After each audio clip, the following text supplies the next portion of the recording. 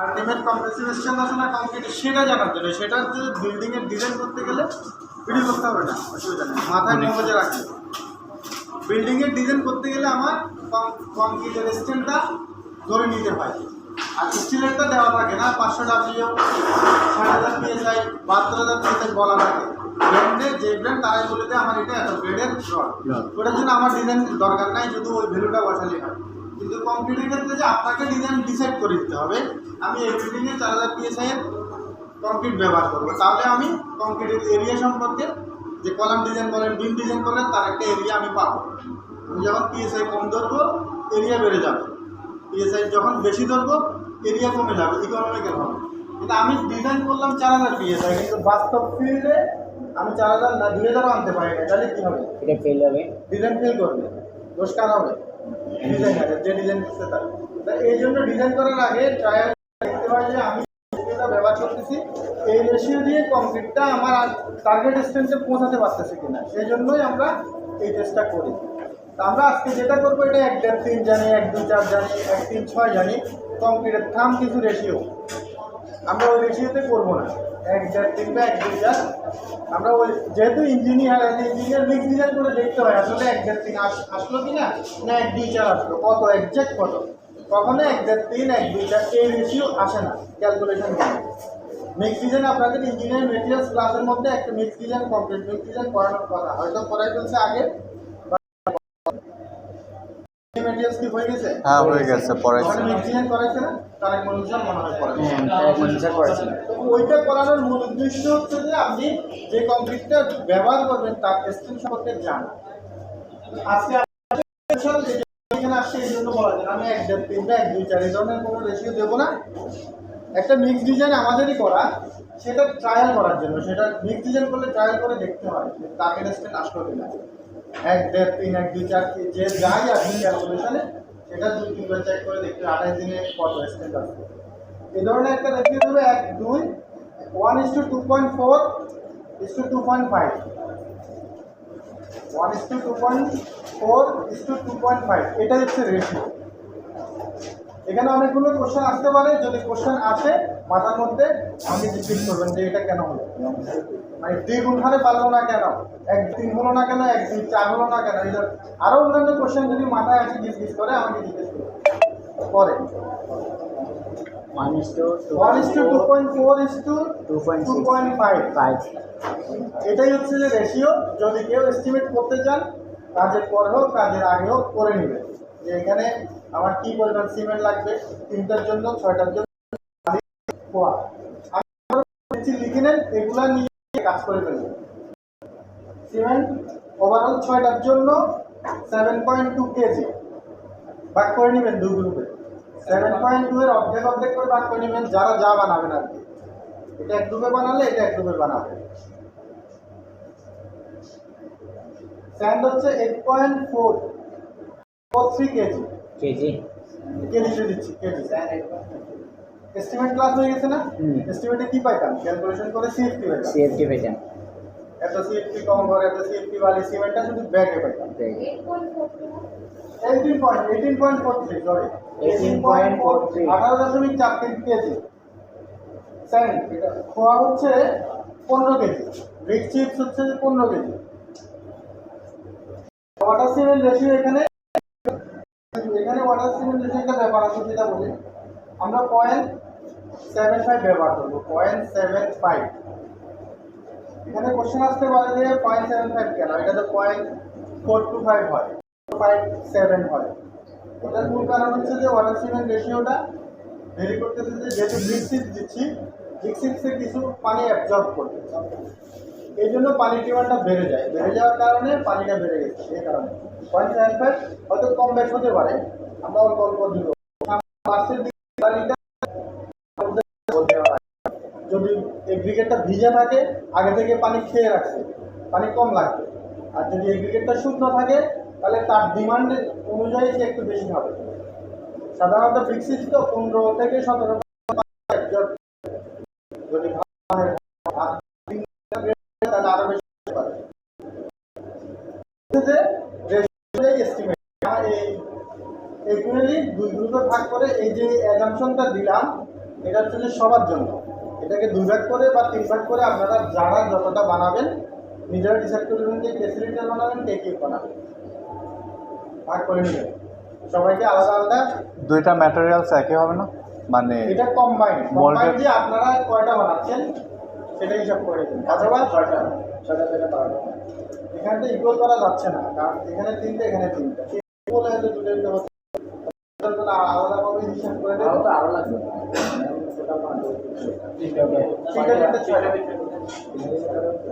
তিনটা cylinder sir. তাহলে 7 KG যেটা বলছেন এই 6টার মধ্যে ব্যবহার করব। এই সবার জন্য 6টার জন্য আমরা মশলা তো একবারে বানাই ফেলবো, 2 গ্রুপে আলাদা আলাদা বানাবো।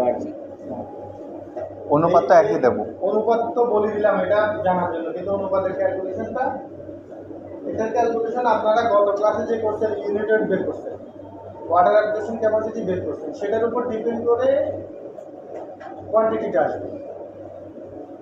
এটা 7.2, এটা তো সিমেন্টের ইউনিটেড কত 44 কেজি পার মিটার, এটা ফিক্সড কনস্ট্যান্ট ভ্যালু।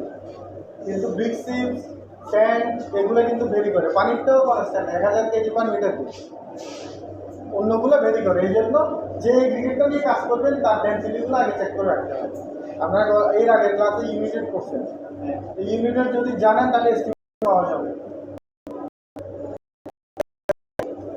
আপনাদেরকে নোন একটা ধরে দিচ্ছি ভ্যালুটা, যে আমাদের সাধারণত যেই অ্যাজাম্পশনে যে আসে ইউনিটেড ওই হিসাবে দিলাম।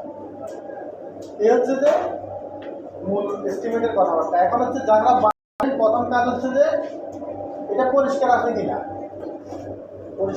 চেক করে নেবেন, নাটগুলো ভালো করে জাম করে নেবেন। এখানে এরকম ফাঁকা থাকা যাবে না, ফাঁকা থাকলে আপনার এখান থেকে ব্লিডিং হয়ে সিমেন্ট পানি বের হয়ে যেতে পারে, পোকা পড়বে, স্ট্রেংথ কমে যাবে। প্রথম কাজ হচ্ছে পরিষ্কার করে নাটগুলো টাইট দেওয়া, বেস প্লেটের সাথে এখানে সবগুলো নাট চেক করে নেবেন। তারপরে কাজ হচ্ছে আপনি এবার মিক্সিংয়ে যাবেন। মিক্সিংয়ের জন্য প্রথমে ড্রাই মিক্স করে নেবেন, সিমেন্ট বালি খোয়া ড্রাই মিক্স করে মাঝখানে পন্ড করে অর্ধেক পানি দিয়ে দিবেন। আপনার টার্গেটে যে পানি ছিল তার অর্ধেক পানি দিয়ে একটা ওয়েট মিক্স হবে। এরপরে সাফিসিয়েন্ট পানি আরও যা লাগবে আমার টার্গেটের মধ্যে থাকলে সবই দেবো, লাগলে পরে বানাবো, আগে আমার এস্টিমেটে যা আছে তাই ইউজ করবো। করে প্রথম কাজ হচ্ছে যে যেহেতু আমি মিক্স করে ফেললাম, এখন প্রথম কাজ হচ্ছে আমার স্লাম টেস্ট করা। এই এক্সপেরিমেন্টের আরেকটা পার্ট হচ্ছে স্লাম টেস্ট। এটা কেন করি? ওয়ার্কেবিলিটি দেখার জন্য। ওয়ার্কেবিলিটি মানে কি? মানে কাজ করার কতটুকু, কাজ করার জন্য এই আমার নাড়াচাড়া করতে কতটা উপযোগী হলো কিনা, কংক্রিটটা ঢালাইয়ের উপযোগী হলো কিনা। যদি পানি কম হয় ওয়ার্কেবল হবে না, হবে শুকনা থাকবে, একদিকে বালি দেখা যাবে আরেকদিকে সিমেন্ট দেখা যাবে, ওয়ার্কেবল হবে না। আবার যদি পানি বেশি দিই সেক্ষেত্রেও সেগ্রিগেশন হয়ে যাবে, একদিকে পাথর চলে যাবে আরেকদিকে কংক্রিট চলে যাবে। এই জন্য ওয়াটার সিমেন্ট রেশিও ঠিক আছে কিনা, কংক্রিটটা ওয়ার্কেবল হলো কিনা সেটা চেক করার জন্য water cement ratio slump test করা হয়। স্লামের 3টা ক্যাটাগরি আছে, true slump, collapse slump, shear slump. এটা আপনারা চেক করার জন্য স্লাম কোন দেওয়া হয়েছিল, আনছেন কিনা? স্লাম কোনের সাইজ কি? একটা স্ট্যান্ডার্ড সাইজ আছে 10, 20, 30। 10 হচ্ছে যে উপরের ডায়া, 20 হচ্ছে নিচের ডায়া, হাইট হচ্ছে 30 মানে 1 ফিট, 4 ইঞ্চি, 8 ইঞ্চি, 12 ইঞ্চি। তাহলে এটাতে 3 লেয়ারে পুরাবে। এক লেয়ারে 25 বার করে ট্যাম্পিং দিবেন, দিয়ে উপরের অংশটা সমান করে এটাকে এন্টিক্লোজ অথবা ক্লকওয়াইজ ঘুরিয়ে তুলে ফেলবেন। ঘুরার পরে আপনি মাপ দিবেন যে আপনার এটা হাইট আমার জানা 1 ফিট 30, কতটুকু ফল করবে, কতটুকু হয়তো আপনার বরাবর থাকতে পারে, কলাপস করে পড়েও যেতে পারে, অথবা শিয়ারে ফেল করতে পারে। এটা হচ্ছে পানির উপর এবং ওয়ার্কেবিলিটির উপর ডিপেন্ড করে 3 ধরনের হতে পারে। সাধারণত ট্রুথলাম বলে ভালো, কংক্রিট স্ট্রেংথটা ভালো পাওয়া যায়। আর যদি কলাপস করে মানে পানি বেশি ছিল কতটুকু অ্যালাউ হবে। এটা হচ্ছে যে ফাউন্ডেশনের জন্য একরকম হবে, ছাদের জন্য বা বিমের জন্য আরেক রকম হবে, কলামের জন্য একরকম হবে। কোনো জায়গায় 3 ইঞ্চি, কোনো জায়গায় মানে 50 হচ্ছে যে ট্রুথলামের ভ্যালু হচ্ছে যে 50 হলে ট্রুথলাম হবে। এটা আপনারা চেক করে দেখবেন যে কতটুকু ফল করলো। স্যার 50 কেন এখানে তো 30 এনে 50টা কিভাবে হিসাব করবো? এটা তো 30, এটা যদি আমি এটা মোল্ডটা তোলার পরে যদি 50 mm মানে 2 ইঞ্চি যদি নেমে যায়, আচ্ছা, কংক্রিটটা যদি একটু বসে যায় সামান্য, সর্বোচ্চ 2 ইঞ্চি, কতটুকু বসবে ওটা হিসাব হবে। 25 থেকে 50 হলে এটা সুসলাম হবে।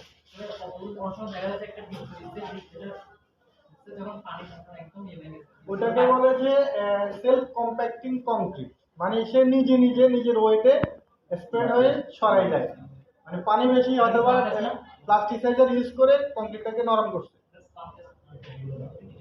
ওইটাও স্লাম, আপনি যখন স্লাম টেস্ট করলেন এটা এই যে এটা কি বললাম, কলাপস করলো না, কলাপস করলো আর কি। একটা শিয়ার একটা টু একটা কলাপস, এটা চেক করে নেবেন। এটার রিপোর্টের মধ্যে এটা ডাটা শিটে এন্ট্রি করবেন আপনাদের এটা কোন ক্যাটাগরিতে কোন, তারপর ওই কংক্রিটটাকে আবার আপনি আবার আগের জায়গায় ট্রেতে নিয়ে আসবেন, এনে আবার মিক্স করবেন হালকা করে, তারপর কাস্টিংয়ে চলে যাবেন। এখানে 2 লেয়ারে করবেন, যেগুলো কিউব মোল্ড সেখানে 2 লেয়ারে করবেন, 1 লেয়ারে 25টা টেম্পিং, আর যেগুলো সিলিন্ডার এখানে 3 লেয়ারে করবেন টেম্পিং। না 25টা ট্যাম্পিং, হ্যাঁ ট্যাম্পিংও 25টা। হ্যাঁ 25টা করবেন। ম্যাম বলেছিল এটা 3 লেয়ারে করতে, ওইটা 4 লেয়ারে করতে। 4 লেয়ার লাগবে না, 3 লেয়ার করলে হবে। 3 লেয়ার 1 লেয়ারে 25 বার মিনিমাম। আবার অতিরিক্ত ট্যাম্পিং করলেও ক্ষতি আছে, ভাইব্রেটর মারা ভালো, কিন্তু অতিরিক্ত মারা খারাপ। Segregation হয়ে আমাদের যাবে, ট্যাম্পিংটা ছেড়ে দিব আর কি, বেশি প্রেশার দিয়ে মারবো না। বেশি প্রেশার দিলে আবার এগ্রিগেট ভেঙে যেতে পারে। আবার আপনি এমনভাবে চাপাচাপি করলেন এগ্রিগেট, বড় এগ্রিগেটগুলো নিচে চলে গেল, সিমেন্টের বালিটা উপরে চলে আসবে, তাহলে কি আলাদা হয়ে গেল, সেগ্রিগেশন হয়ে গেল, এটাও করা যাবে না। ইকুয়ালি সব জায়গায় যদি সমানভাবে পড়ে, তারপর মাঝে মাঝে আপনি একটা বডিতে হ্যামারিং করবেন, হ্যামার দেওয়া হচ্ছে, হ্যামারিং করবেন, যদি ভয়েড থাকে ভয়েডটা বের হয়ে যাবে, ঠিক আছে। ডেন্স কংক্রিট রাখবে, তাহলে স্ট্রেন্থ ভালো আসবে। এই হচ্ছে যে মূল প্রসিডিউর। তাহলে শুরু করেন, খুব দ্রুত করতে হবে, সময় লাগবে। 1 ঘন্টায় আপনাদের ইফিসিয়েন্সি ভালো থাকলে 1 ঘন্টায় হবে। আর যদি মনে করেন যে কেউ বাইরে গেল, নাস্তা করতে গেল, কারো পানির তৃষ্ণা লাগলো, পানি খেতে গেলো, তাহলে তো দেরি হবে। যেহেতু আরেকটার পরে আপনাদের আরেকটা ক্লাস আছে, আর এটা হচ্ছে যে 2020-এর আগে একটু সিরিয়াসলি করতে হবে। এবং এই টেস্টটা আপনাদের বাস্তব জীবনে অনেক কাজে লাগবে। কিছু কিছু টেস্ট হয়তো আপনার লাইফে আর আসবে না, কিন্তু কিছু কিছু টেস্ট আপনার লাইফে সবসময় লাগবে, ঠিক আছে। ম্যাটেরিয়ালস সব টেস্টেতে লাগে। এই হচ্ছে কথাবার্তা। আর কোনো কিছু জানার আছে? এরপরে 50 থেকে 100, আর 100-র উপরেও হয় যদি আপনার এক্সপোজারের উপর ডিপেন্ড করে আমি কোন জায়গায় কংক্রিটটা ঢালবো। যেমন আমি পাইল করতেছি 150 ফিট নিচে কংক্রিট ঢালবো, সেখানে তো আমি 25 মিলিগ্রাম দিলে হবে না, যাবে না, নিচে কংক্রিটে পৌঁছাবে না। এই জন্য এক্সপোজারের উপর ডিপেন্ড করে স্লাম বাড়াতে হয়। এই স্লাম বাড়ানোর জন্য স্লাম বাড়লে পানি দিতে হবে, পানি দিলে স্ট্রেন্থ কমে যেতে পারে, বিভিন্ন সমস্যা ক্রিয়েট করতে পারে। সেই জন্য অ্যাডমিক্সার ইউজ করে, মানে প্লাস্টিসাইজার ইউজ করে, পানি কম দিয়ে ফ্লুইডিটি বাড়ানো, ওয়ার্কেবিলিটি বাড়ানো। তো সেগুলো আরও আলাদা পার্ট, আলাদা বিষয়, এগুলো আজকের আলোচনার বিষয় না। আজকেরটা এই পর্যন্ত। আর কিছু জানার আছে? ঠিক আছে, আমি আশা করবো সবাই ভালোভাবে নিজেরা কাজ করে জমা দেবেন। আর এটা আমার একটা টার্গেট আছে, আপনাদের রেজাল্টটা দিয়ে আমি আরেকটা জিনিস চেক করবো। মিক্স ডিজাইন করা আমার টার্গেট হচ্ছে যে 3000 PSI আমার দেখছেন কি সাধারণত আশা 3000-এর আশেপাশে যাওয়াটা অনেক ক্রিটিক্যাল, আসতেছে কিনা। যদি আপনারা আমাকে সহযোগিতা করেন, এটা একটা আলাদা ভ্যালু। আমি ক্লিনলি আমি 3000 PSI ফিক্সড দিয়ে আনলাম, এটা আপনি এটা যদি আপনি আনতে পারেন বাস্তব জীবনে, আপনি যখন ডিজাইন করবেন মিস্ত্রির সাথে আপনি বলে দিতে হবে যে আমার পানি একটু দিতে হবে, বেশি 1 ফুটও দেওয়া যাবে, বালু এই পরিমাণ দিতে হবে, আর বেশি দেওয়া যাবে। আমার 3000 লাগছে, বিল্ডিংটা আমি ডিজাইন করছি 6 তলা, মালিককে বাঁচাবো, ইকোনমিক্যাল করবো, আমার স্ট্যান্ড লাগবে যাবে, স্ট্যান্ড আসতে হবে। এইটা শুধু এই জন্য না যে আপনি পাস করার জন্য আমি চেষ্টা করি, বাস্তব জীবনে যাতে কাজে লাগে।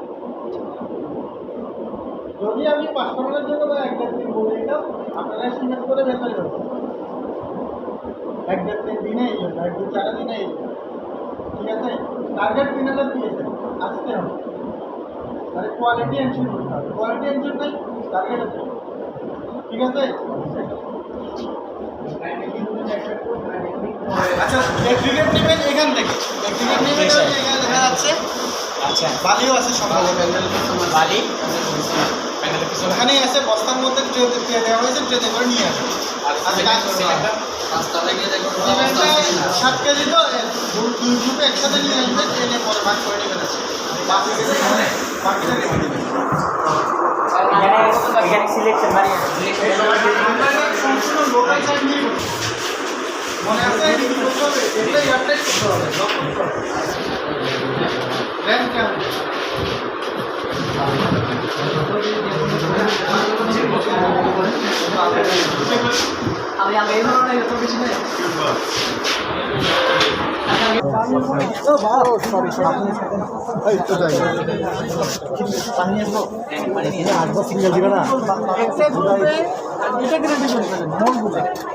এটা টাইপ করে ফেলে সবগুলো রেডি